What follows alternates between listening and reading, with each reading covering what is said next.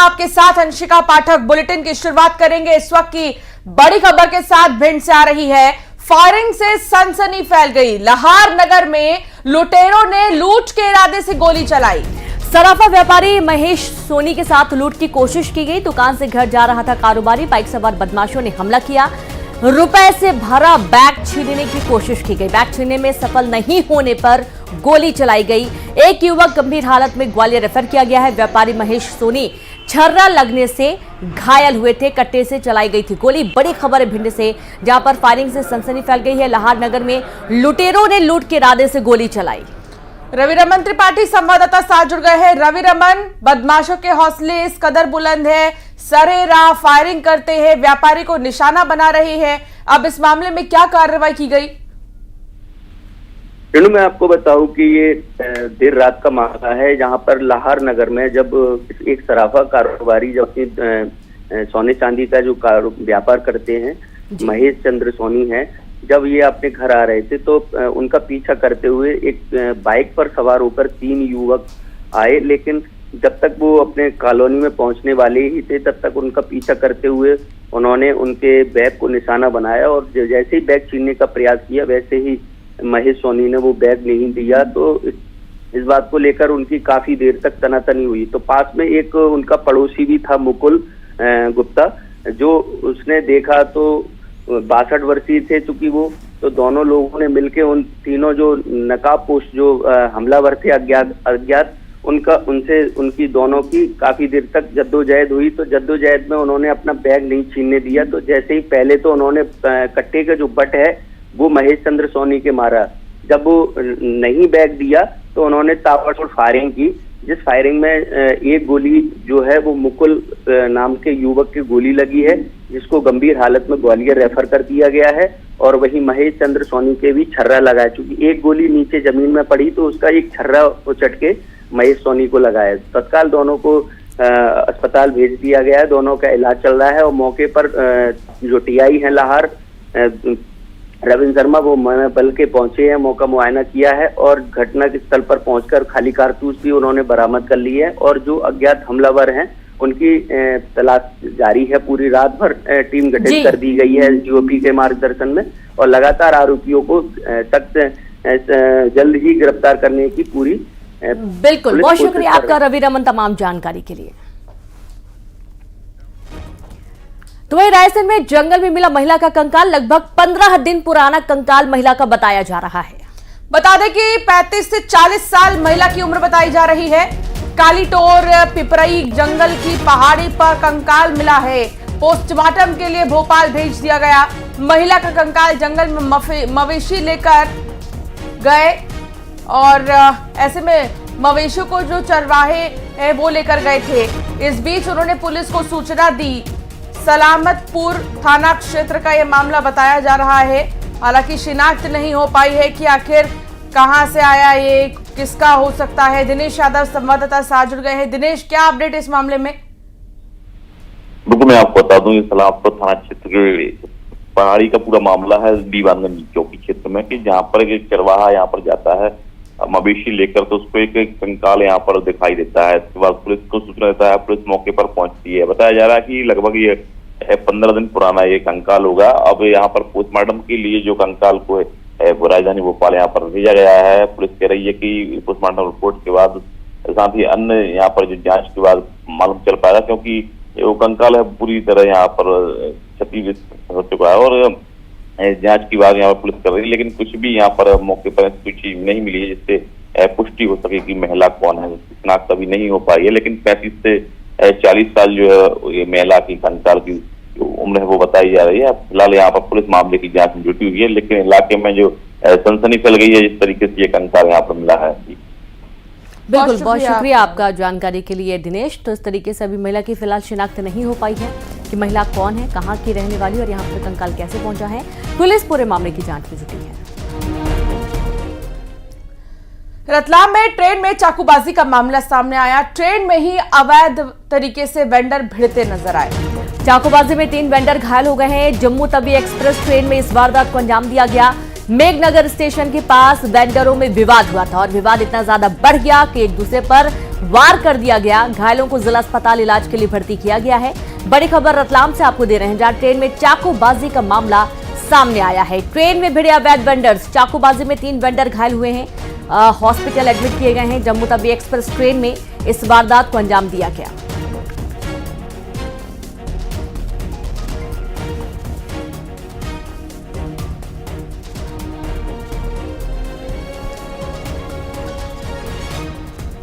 तीन लोगों को एक व्यक्ति ने चाकू से मारपीट की है, तो उसके संबंध में हमें सूचना मिली थी और उसके परिजन उसको लेकर आए थे यहाँ पे। तो उनका इलाज चल रहा है, उनको चाकू से चोट आई है। डॉक्टर द्वारा उनकी जो है वो इलाज किया जा रहा है। इलाज के दौरान जो भी उनके चोट है या जिनके बारे में बताया जाएगा उसके अकॉर्डिंग उसकी कार्रवाई की जाएगी। मारपीट करने वाला जो बताया जा रहा है अभी फरार है। और संवाददाता सुधीर जैन जुड़ गए हैं। सुधीर, चाकूबाजी में 3 वेंडर घायल बताए जा रहे हैं, क्या कुछ पूरा मामला है, क्या कुछ कार्रवाई इस पर?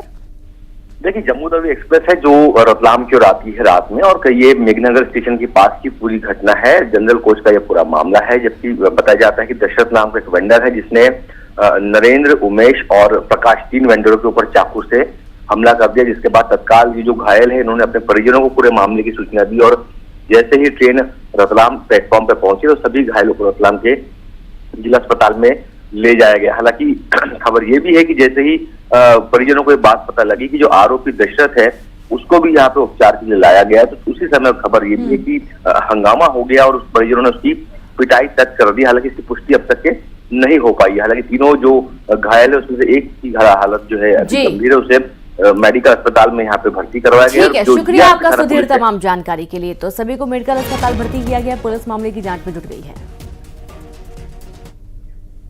तो वहीं आज लोकसभा स्पीकर का चुनाव होगा। 11 बजे लोकसभा में स्पीकर का चुनाव होगा।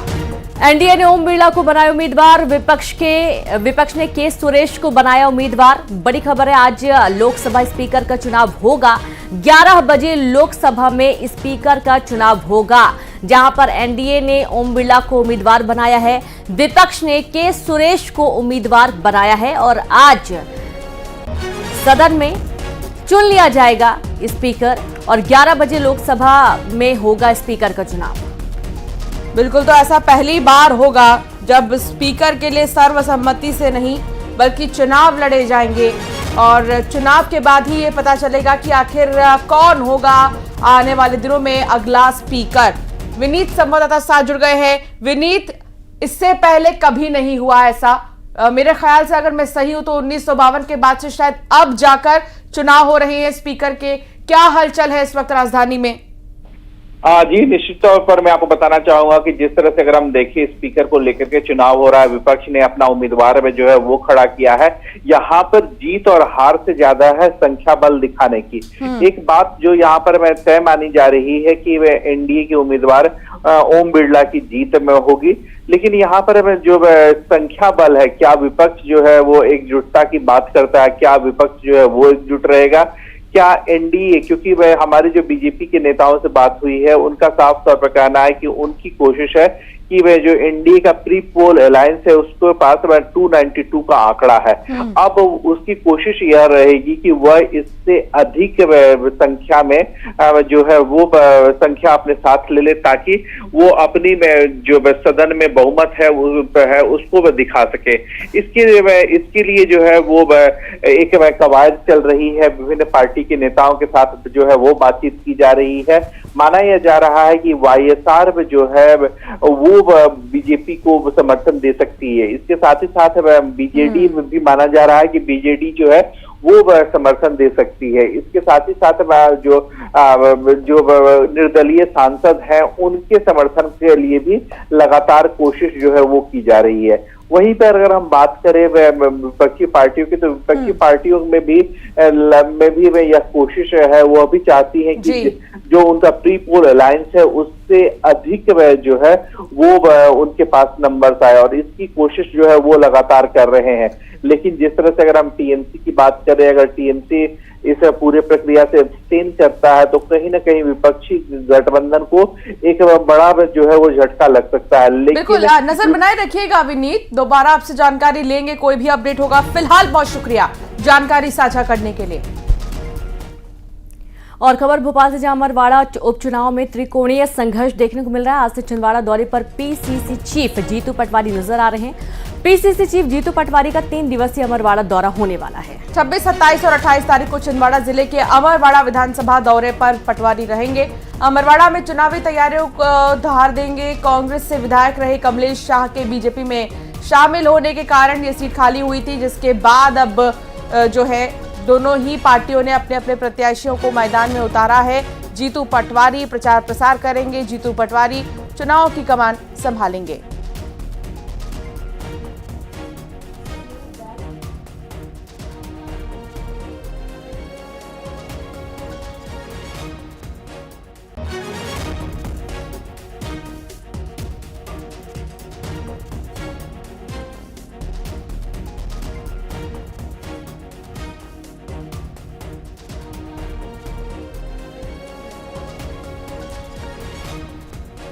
तो चुनावी तैयारियों को धार देंगे जीतू पटवारी, और उपचुनाव के मद्देनजर बेहद ही अहम हो जाता है त्रिकोणीय संघर्ष। और साफ तौर पर अमरवाड़ा के रण में आखिर देखना होगा कि किसे विजयी हासिल होगी। क्या विधानसभा की ही हवा चलेगी या लोकसभा चुनाव में जो परिणाम आए, लोकसभा चुनाव की जो हवा थी वो असर करेगी। वासु चौरे संवाददाता साथ जुड़ गए हैं। वासु, पीसीसी चीफ यहां पर जो जीतू पटवारी हैं, अध्यक्ष है कांग्रेस पार्टी के, पूरी कमान उन्होंने लोकसभा चुनाव के दौरान भी संभाली थी। क्या ये जादू चल पाएगा अमरवाड़ा में भी?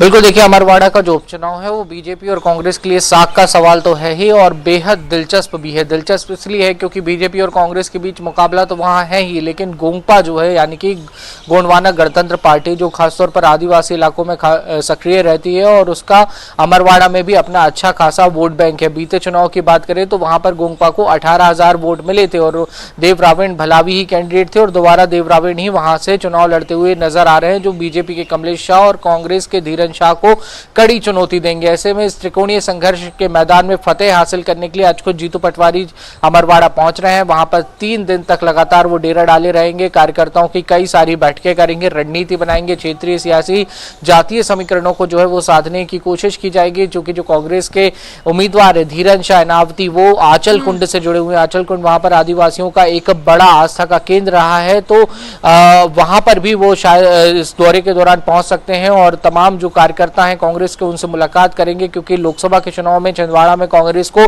झटका लगा था। कांग्रेस का गढ़, कमलनाथ का गढ़, छिंदवाड़ा की सीट कांग्रेस हार गई थी। अब कांग्रेस चाहेगी कि एक बार फिर से अमरवाड़ा का उपचुनाव जो है वो जीता जाए, ताकि मजबूती के साथ एक मैसेज जाए कि कांग्रेस ने प्रदेश में भी वापसी की है। बहरहाल देखना होगा कांग्रेस की कितनी कोशिशें कितनी रंग लाती हैं, क्योंकि दूसरी ओर बीजेपी भी पूरी जोर आजमाइश कर रही है। वीडी शर्मा का हाल ही में अमरवाड़ा का दौरा हुआ था, वहां पर उन्होंने तमाम संगठनात्मक जो बैठकें हैं वो की थी, कार्यकर्ताओं को मंत्र दिया था कि कैसे आने वाले समय में बेहतर प्रदर्शन करना है, अच्छा प्रदर्शन करना है। और तीसरी तरफ अगर हम बात करें तो गोंगपा भी पूरा जोर चुनावी मैदान में लगाती हुई नजर आ रही है जी। लेकिन इसे चुनाव की तरह भी देखा जा रहा है वासु, और इसीलिए पूरा जोर जो है दोनों ही पार्टियों की तरफ से जो है प्रचार प्रसार का सिलसिला या लोगों के बीच जाना कह लीजिए वो चल रहा है। बहुत शुक्रिया वासु जानकारी साझा करने के लिए। तो त्रिकोणीय संघर्ष है अमरवाड़ा में। आगे बढ़ेंगे। भिंड में खाद्य सामग्री में मिलावटखोरों पर सख्ती है। पवन ट्रेडर्स गौहद पर छापेमार कार्रवाई की गई है। 1,36,000 कीमत की खाद्य सामग्री जब्त की गई है।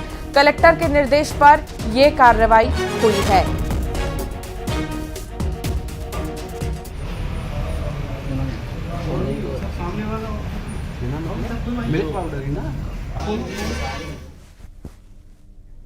ग्वालियर के मोरार थाना क्षेत्र में एक स्कूली छात्र के साथ बेरहमी से मारपीट की गई। इतना ही नहीं, छात्र के साथ मारपीट करने वालों ने इसका वीडियो भी बनाया और उसे सोशल मीडिया पर वायरल कर दिया। छात्र ने जब घर जाकर आरोपी नंदू ठाकुर और उसके साथियों की हरकत के बारे में परिजनों को बताया तो छात्र को लेकर परिवार के लोग मुरार थाने पहुंचे, लेकिन 2 दिन चक्कर लगाने के बाद भी उनकी सुनवाई नहीं हुई। लिहाजा छात्र और उसके परिजन पुलिस अधीक्षक की जन सुनवाई में पहुंचे और न्याय की गुहार लगाई है। नहीं मिले, तू ना की 2 यार मिले, मुझे मिले 2 यार। बागे धीरे पड़ेंगे। बच्ची को घर से ले गए थे, वो मराई की थी सर उन्होंने जम के। 5-6 लड़के थे सर, 5 लड़के, और सर उनका वीडियो भी बनाया, वायरल भी किया है सर उन्होंने वीडियो। क्या किया बच्चे के साथ? बच्चे के साथ बहुत मारा, कट्टा भी अड़ाया सर उन्होंने, कट्टा अड़ा के जान से मारने की धमकी दी। एक ही बच्चा है सर। हाँ, इस प्रकार की शिकायत यहाँ पर आई है और उन्होंने मारपीट का एक वीडियो भी दिया है, वो बताया है यहाँ पे। उसमें थाने पर भेजा गया है, उसमें वैधानिक कार्रवाई की जाएगी। केंद्रीय मंत्री ज्योतिरादित्य सिंधिया बाल बाल बचे। जी हां, शिवपुरी में आभार सभा के लिए एक मंच बनाया गया था जो कि अचानक से गिर गया। तेज बारिश के चलते आभार सभा का मंच ही गिर गया। जनता के अभिवादन के दौरान ये मंच गिरा, तेज बारिश के चलते मंच गिर गया। ज्योतिरादित्य सिंधिया ग्वालियर रवाना हो चुके हैं। शिवपुरी वो दरअसल आए थे, लेकिन तेज आंधी की वजह से ये जो मंच है वो डामाडोल हो गया, लेकिन कोई बड़ा हादसा नहीं हुआ। गनीमत ये रही, ऊपर लगा टेंट भी जो है तेज बारिश और आंधी की वजह से गिर गया, लेकिन पीछे की ओर भागे सारे ही नेता जो मंच पर मौजूद थे। किसी तरह उन्होंने अपनी जान बचाई, वरना कोई बड़ा हादसा हो सकता था। एक्सक्लूसिव तस्वीर आपको दिखा रहे हैं। जनता के अभिवादन के दौरान ही यह मंच गिरा और भगदड़ सी मच गई। शिवपुरी का यह मामला है। इसके बाद ग्वालियर के लिए ज्योतिरादित्य सिंधिया रवाना हो गए। बाल बाल बच्चे।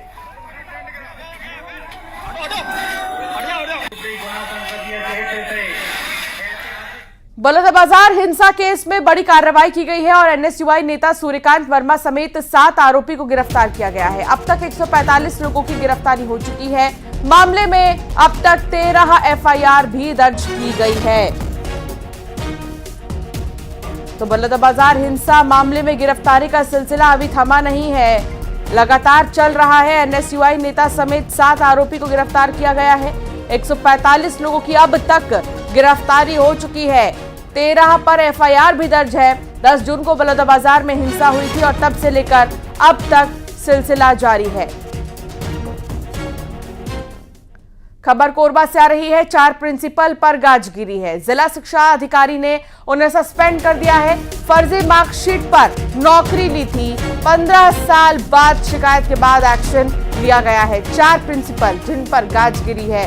फर्जी सर्टिफिकेट्स, फर्जी डिग्री उनके पास थी, फर्जी मार्कशीट जिसके दम पर उन्होंने नौकरी ली थी, लेकिन जैसे ही यह मामला उजागर हुआ उन्हें फौरन से हटा दिया गया है, एक्शन लिया गया है और 4 प्रिंसिपल पर गाज गिरी है। जिला शिक्षा अधिकारी की तरफ से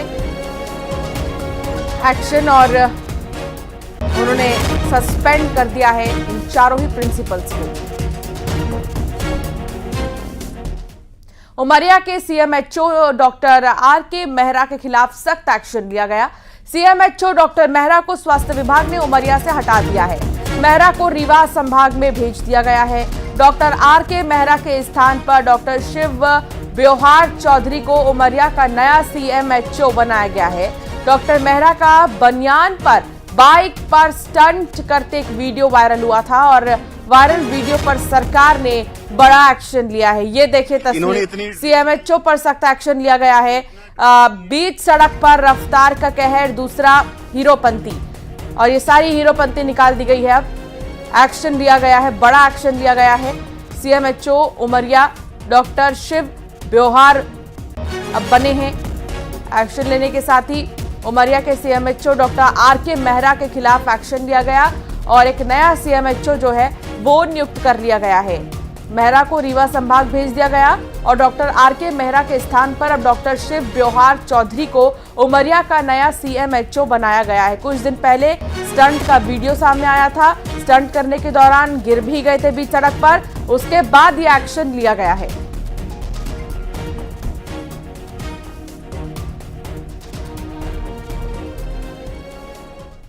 नीमच कलेक्टर कार्यालय में एक शिकायतकर्ता अनोखे अंदाज में पहुंचा। शिकायतकर्ता अपने गले में शिकायतों की माला बनाकर कलेक्टर कार्यालय में चल रही जन सुनवाई में पहुंचा, जिसे देख वहां मौजूद अधिकारी में हड़कंप मच गया। दरअसल काकरिया तलाई निवासी मुकेश प्रजापत गांव में हुए भ्रष्टाचार, जमीन सहित अन्य शिकायतों की माला पहनकर जन सुनवाई में पहुंचा था, जिसने आवेदन देकर बिना परमिशन के खोदे जा रहे तालाब की खुदाई रुकवाने की मांग की है। काफी अनोखा अंदाज, शिकायतों की माला लेकर अधिकारियों के सामने बैठा ये शख्स जो कि परेशान है गांव में हो रही चीजों से, और उसने गुहार लगाई है कि समस्या का समाधान जल्द से जल्द हो। आपको अगले मंगलवार को दी थी, उसमें लिखा गया कि भ्रष्टाचार पाया गया, तहसीलदार ने जांच की, पंचनामा भी दिया गया। काकरिया तलाई पंचायत का मामला है ये, मैं बता रहा हूँ आपको, काकरिया तलाई पंचायत का, जिसमें करोड़ों रुपए का भ्रष्टाचार उजागर हो चुका है।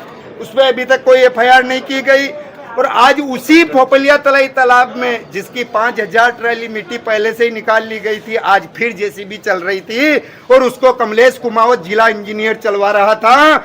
मैंने उसको कॉल किया तो वो कह रहे कि आप अगर बंद करवा दोगे तो मैं आपको जेल के अंदर बंद करवा दूंगा, सरकारी काम में बाधा डाल रहे हो। मैंने कहा तेरे पास परमिशन किसकी है? कोई परमिशन दिखाने को तैयार नहीं है, जबकि उसमें पानी। बुलेटिन में फिलहाल इतना ही, आगे भी खबरों का सिलसिला जारी रहेगा।